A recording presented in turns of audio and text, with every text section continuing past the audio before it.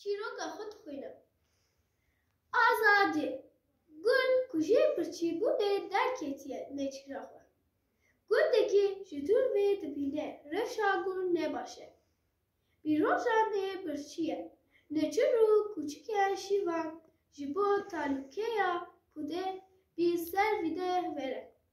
Gava gurd bîkom êrişî gund bez û mirîşkar dikin.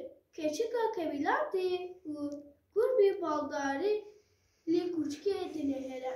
Ji min re bêje hevalî min. Ev dibêje tu çawa dikanî ev xweşxêjîk bibînî dema ku ez bî rojan pîvî rengê birçî demêşim. Kûçik dibêje miroven xweş bî kêfa min.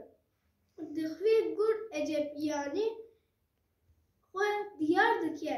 Ger ev yek ve gurd dibêje ez tenê pîşev li benda bexçê dibim. Ji bo vê yekê xwarinê didim te. Wisa li te dinêrin.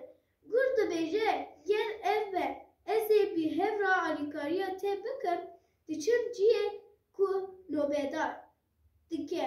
Tenê carekê gurd bala xwe dide. Nîşana stûyê kûçik porê stûyê kûçik tev ketiye. Kûçik ante şerê min kir zincîra li ser stûyê min porê min rijand. Xwediyê vê dera hemû rojê min ê feqîr gurd dibêje û bî lez diçe bîbore. Hevalê min fîkra xwe geher. Dibe ku ez birçî bim lê xatirê xwe ji kûçikê dixwaze dibêje ez ji birçîbûnê çêtir e.